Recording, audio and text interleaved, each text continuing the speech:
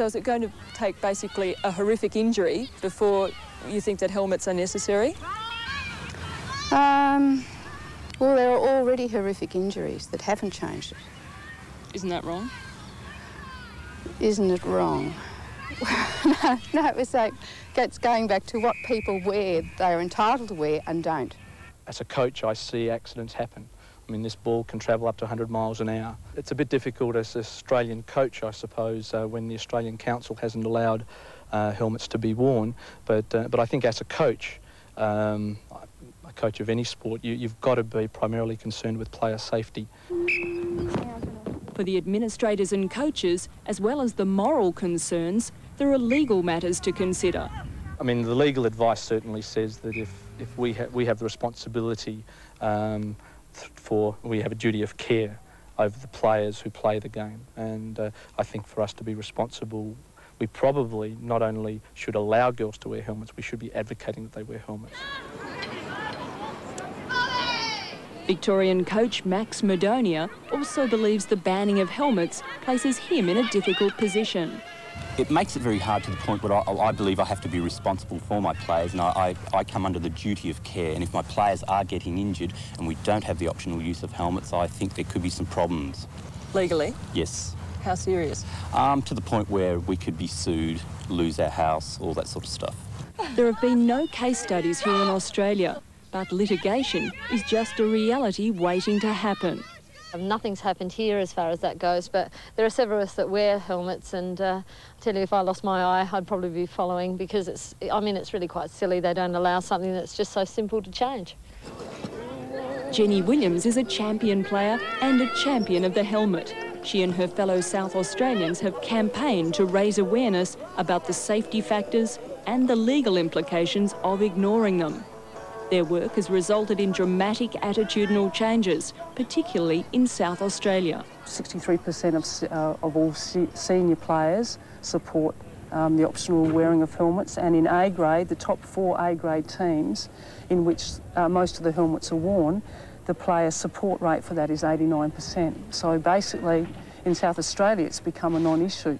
Nationally, though, it is still very much an issue. Of the 3 strongest states playing the sport, South Australia, Victoria and West Australia, only the West has not trialled helmets during competition. Victoria allowed helmets only this season. You know, I'm taking my blinkers off and looking at the issue and saying, well, you know, if people are concerned about their safety and the legal advice again is suggesting that we have to, you know, I think we've got to look at it. Those who oppose helmets fear that the nature of the sport would change, that it would become more aggressive, a clone of the body contact style of men's lacrosse. They're a little scared that if we put helmets on that we'll allow the rules to change. But basically, if we keep the rules the same, it's not going to matter whether you've got a helmet on or not. It just basically protects you a little bit more.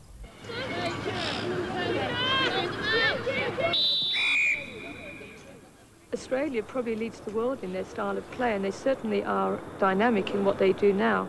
And yet at the moment they don't wear helmets. Because they're not allowed. They're leading the world in the style of play, yet we're not leading the world in our protective gear. This is the message I'm getting.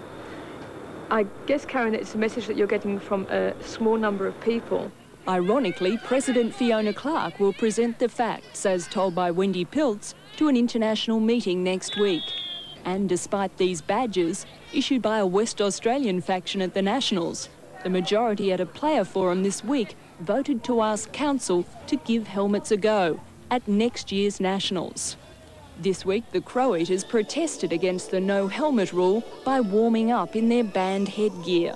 We're warming up with them because it's a stance that we're taking. We would like people to be more aware of the fact that whether a player goes out with a mouth guard in or a helmet on, it makes no difference to the actual nature of the game. The game's exactly the same. Change is in the air, but it's happening slowly. According to the players, it's just a handful of officials who need convincing. They're in the dark ages. They're burying their head in the sand and are not really prepared to look at the facts, to listen to players and to respond to the needs of players as they are requesting the right to be able to protect themselves. I think I've heard that before somewhere.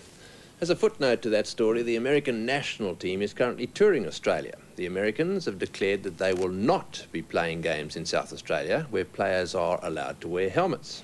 OK, Tony, you were one of the first to wear a cricket helmet for safety reasons. What's your opinion on it? Well, we started off with all this. South Australia on Thursday.